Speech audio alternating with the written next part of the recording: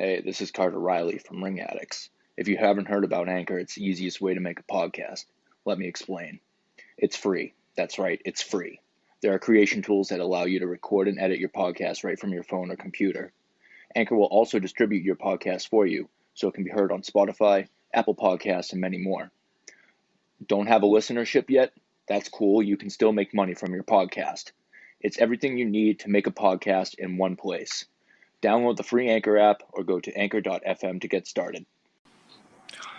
Live from the Rantoul Street studio in Beverly, Massachusetts, this is Ring Addicts, where we're wise about the ring.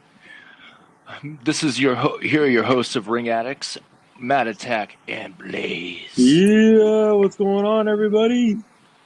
Yeah, what's up? Wherever you are, pillar to post, turnbuckle, I want to give you guys a woo! I'm so happy to be here. Another episode we're about to record. Thank you. First-time listeners, next-time listeners, pillar to post, turnbuckle to turnbuckle. We're rise in between the ropes, and we want to grow with you as much as you grow with us. How'd you see SmackDown for the first segment, MattAttack? Let's start off with the original Bro being interviewed by Michael Cole. Bro!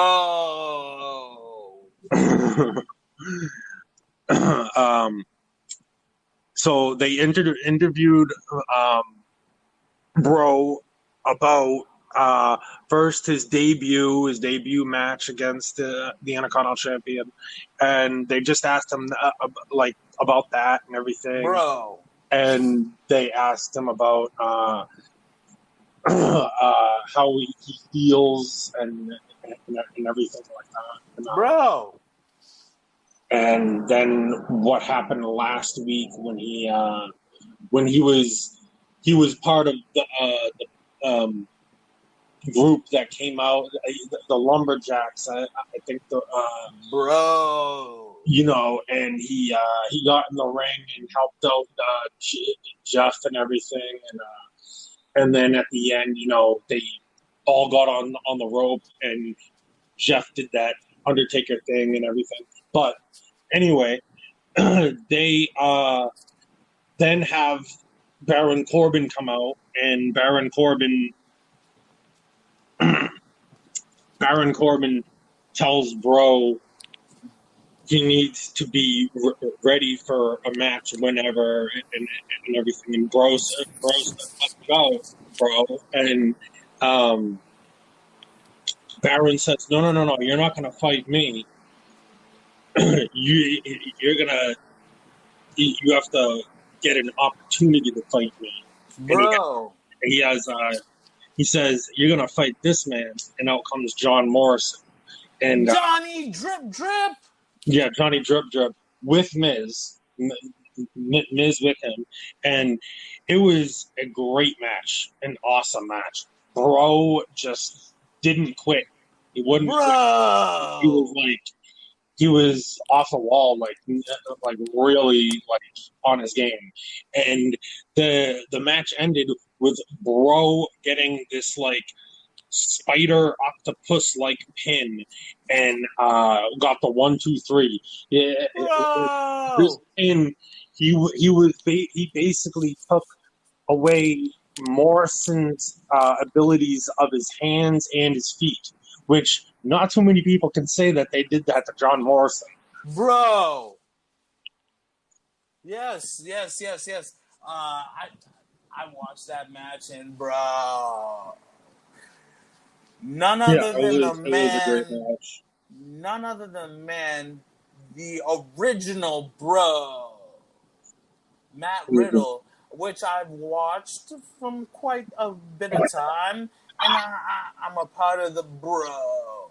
And I will say that they are bringing the heat from Matt Riddle. And one thing that I must certainly say from the WWE universe is Matt Riddle will be considered underrated, and it's going to be sad because he actually should be a champion, because what he does in the ring, he makes those competitors better. He has made every single competitor that he's went in the ring with, and that even includes AJ Styles, better. And that's a thing that, bro, it can't translate to the screen more than what he deserves, and he deserves the most massive push in the game. There is nobody in my eye right now that should not just jump to the top more than Matt Riddle. If they want to do a slow push, that's completely fine to the business, but bro, this kid has got it. This kid will put out 5-star matches in and out and across the business. And if Vince, whoever, and I'm going to say this to anybody, Bruce Pritchard, whoever you listen, I want to impact you and let you know, bro, the original bro, Matt Riddle, is my pick of the year to spotlight wrestling in general. In general, he is my pick. He is my pick. And I'm going to lay my foot right down there. From pillar to post, he will be the workhorse of the year. Which prior years, I was putting that workload on Dean Ambrose. But right now, to me, it will be Matt Riddle. But yes, that match was absolutely terrific. A+. And it was also seeing Johnny Drip Drip use moves that I have not seen him pull out in terms of a singles competitor match. Oh my gosh. Seeing John Morrison just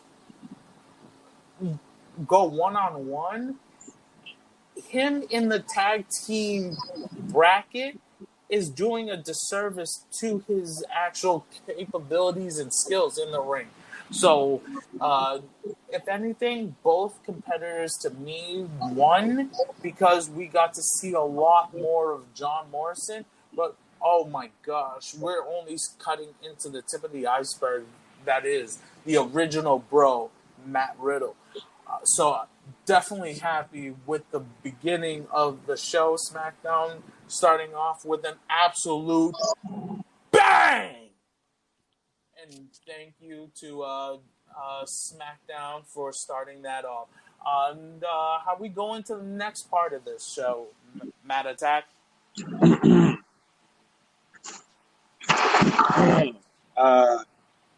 The next match ended up being AJ.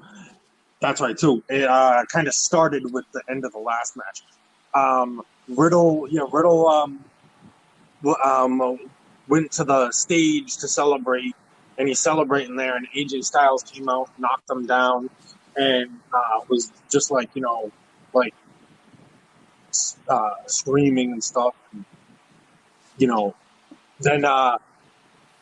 then the opponent AJ has for tonight came out and attacked him, which was Drew Gulak. And so the match started right away, and it was a great match for a while. Gulak was showing a lot of the same poise that Bro was showing in the match before, but AJ once again, unlike last week when he got beaten by Bro, or before when he got beaten by Bro, he rebounded and he was able to hit the Style Clash, and when he hit that, he realized that he had it in the bag. So he didn't rush to get a pin or anything like that. Instead, he slowly gets up and gets in position, gets Drew Gulak in position for the phenomenal forearm. And he gives him that, and then it's 1, 2, 3, over. Indeed, indeed. It was a statement win for much needed, phenomenal AJ Styles, the the man who stands at the top of the ladder in the Intercontinental picture is AJ Styles. He is, as they state, AJ Styles. The house that he has built is on SmackDown, and his to hold alone. And I want to say, for the beginning of SmackDown, thank you. Thank you for it being a fantastic hour of me not wanting to turn my eyes from the television screen because you gave me what I want, what I need. I need wrestling. I want wrestling, and for a full hour, that's what you gave me. So for all WWE wants, I will give you a woo. Woo! So wherever your WWE universe is, thank you. We woo you. Woo! I'm going to be happy with this first hour. We're gonna go into the second hour of it. And how does the second hour roll through? If you would enlighten me, MattAttack. The second hour rolls through with Bailey and Sasha to come out. Bailey and Sasha Banks, aka Karen Dostraps. Karen Yeah. Dostraps. Karen Dostraps. And so, so what happens between Karen Dostraps? Bailey and Sasha Banks. What happens? Enlighten me, MattAttack.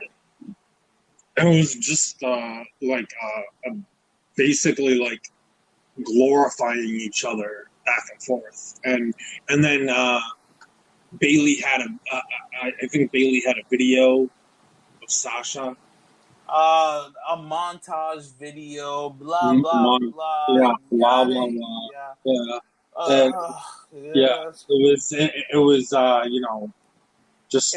If I had on demand, I would fast forward, but I can't, so I must listen to Bailey, Karen, Dostraps, Bailey, Karen, Dostraps, Bailey, and Sasha Banks to talk about how great they are as a tag team. But it was fascinating to see Sasha Banks on her behalf taking a match with Bailey versus Alexa Bliss. And this match goes down. It was pretty random, impromptu. Nikki Cross, which foreshadowed, couldn't keep her emotions intact. Therefore, actually disqualified her actual tag team partner, which then disqualified Bliss. And by DQ, Bailey wins the match because she attacked Bailey during the actual match with the referee looking at her. So this may foreshadow what occurs at Extreme Rules, but we will let the WWE writing team dictate what we tell you here as in fans. WWE Universe, whether it be Bruce Prichard, Triple H, Vince McMahon, you want to refer to us as the WWE Universe, we will respond, and at some point you will hear us. It won't be a roar, it will be a scream, but you will hear us. You will hear us. You will hear us. Here we go. Here we go. Now we have New Day, Kofi Kingston with Big E on his side in a singles competitor match against Shinsuke Nakamura, and of course Cesaro by his side in the singles match. And It was a cool match. I enjoyed both of these guys in the ring. They're both highly technically skilled. Both Kofi Kingston, as well as Shinsuke Nakamura. One of the things that made this match better was tossing Cesaro and Big E from ringside, which made this an out and out singles match and made me concentrate on the competitors in the ring exerting themselves and actually showing their creative ability. And even seeing Shinsuke, how high he sat on the mountaintop, what it was when he originally came to the WWE product, and now to what he's been diminished to as a tag team partner. I feel like he really is more than just a tag team character, and it did not translate to American style wrestling, which is a true feeling of mine. But he did pick up a much needed, a much deserved win with a Kinshasa on Kofi Kingston to get a really big win. And of course, Cesaro comes out and celebrates with him, but not just celebrates with him, goes underneath the ropes, goes underneath the ring, to grab a table to actually damage and put more hurt on Kofi Kingston, to which Big E comes out and actually evens up the side. How do you, when you see this Shinsuke Nakamura Cesaro versus the New Day tag team, how are your feelings about this coming up, MattAttack? I feel it's gonna. It should be a good match. It really should be. Really should be a good match. I think Shinsuke and Cesaro. I think they're actually. I think they're gonna win. Okay, put the tag team titles on a different team and actually propel them to the face of the company, and Cesaro then again becomes a tag team champion, and oh my, Cesaro, the best that you could be is a tag team partner in the WWE. Is that how I feel about Cesaro? I kind of feel that way.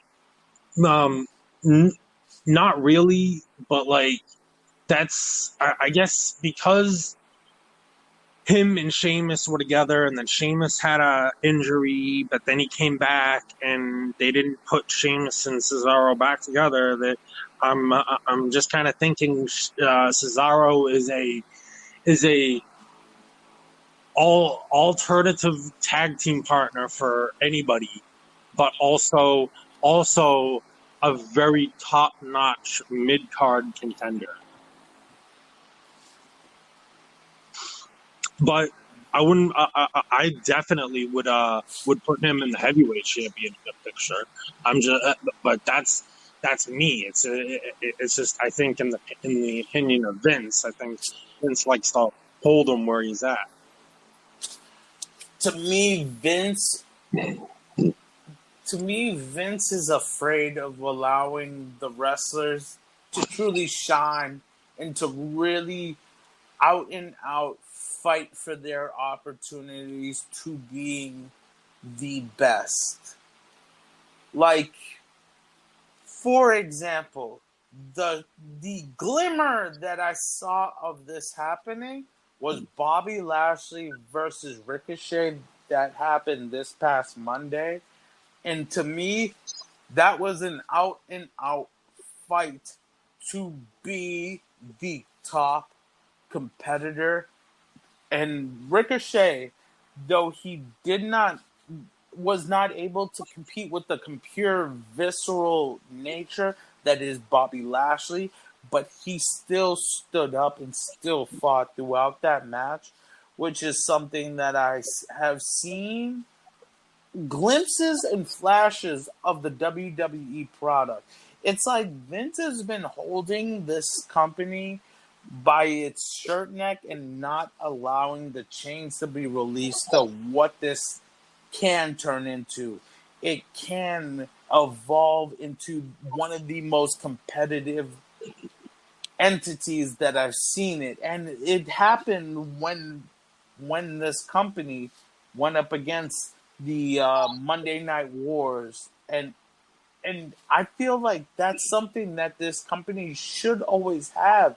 It should have a chip on its shoulder saying we're the best brand, so we should put out the best product time in and time in, time out, regardless of who's in the ring. Each and every single competitor down to its cruiserweights have felt this. So, with that being said, Vince, Triple H, whoever let it be, let these competitors fight. And the story will be told. Please. And like even for we're having on SmackDown this whole swamp situation. I'm sorry, the ring addicts. I'm jumping from turnbuckle to drop kicks to snap kicks. I'm sorry, but there. This is a thing that I've been running through for the past several weeks. That the stories are so convoluted and so twisted that we don't know what we're fighting for, what this is. Can someone enlighten me?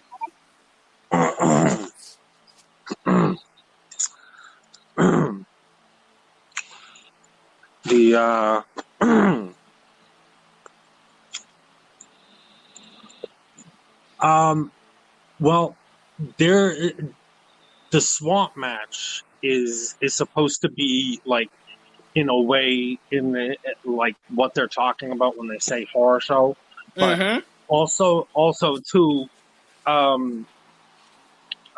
just reading a few rumors. They're saying that there's going to be more to that, and I think what they're talking about, we're gonna see these new things develop tomorrow night on Raw. But that I don't take my word for it. I'm just thinking that tomorrow night on Raw is going to paint a bigger picture for this horror show at Extreme Rules. Okay, I will follow that bit of advice. I know I went on a bit of a tangent, but I'm so mixed with feelings with what this WWE picture has been. That I read something, and I'm not gonna give away too many details, but basically we're supposed to find something out tomorrow night. Thank you, MattAttack, for staying clean behind the sheets. Again, turnbuckle to turnbuckle, corner to corner, pillar to post, off the top ropes with an elbow drop. We're here to state our truths. And I want to pass it off to Mouse. Can you please plug us, sir? Pause. Of course. Thank you so much, guys. You can email the podcast at ringaddictspod. That's ringaddictspod, P-O-D, at gmail.com. You can follow the podcast on Twitter at ringaddictspod. You can join the Facebook group, www.facebook.com/groups/ringaddicts. If you are a walkie-talkie enthusiast, you can join us on Zello. Find our channel, Ring Addicts. You can listen to the podcast on Spotify. And as always, you can... Our podcast is brought to you by and sponsored by Anchor. Anchor is the easiest way to make a podcast. Download it on your phone's app store today, or go to anchor.fm to get started. So, thank you, Mouse, for that. Now, part of how this Ring Addicts works is a decision on what we decide to talk about. Now, we clearly have the last 10 minutes of SmackDown to speak about. But personally, I felt and I truly think it was pointless. And therefore, I don't even want to talk about the last 10 minutes of SmackDown. But I do want to go into something that I want our first-time listeners, our next-time listeners, all our listeners to understand what Ring Addicts is. What Ring Addicts is, we the fans. We the fans have not been allowed to be ringside. So your options are, as a wrestling fan, is watch the product and accept it. Or you can say something about it. You can question why the product is as it is. We made the decision because we've been addicted to this ring since long before us. I mean, if you wanted to ask me personally, Blaise, when I truly started to love the ring, it's easy to tell you that answer. It was a VHS tape that my grandmother showed me of WrestleMania 3. And we all, if we're wrestling fans, to understand what WrestleMania 3 is on VHS, no less. And I'm going to say that was a wasted 10 minutes that I did not need to know about. But what we need to understand, first-time listeners, next-time listeners, thank you for allowing us to be the podcast that you click on. The thing that allows you to keep on moving forward in today's present future. We don't know what's promised tomorrow, but we know today we can actually provide you something to listen to that is current content. So I, Blaise, one of your most loved, avid fans that is in your ear today, I thank you from the bottom of my heart. As a ring addict, pillar to post, turnbuckle to turnbuckle, corner to corner, off the top of the turnbuckle with an elbow drop, that I will be here as a fan, as a ring addict, and I thank you.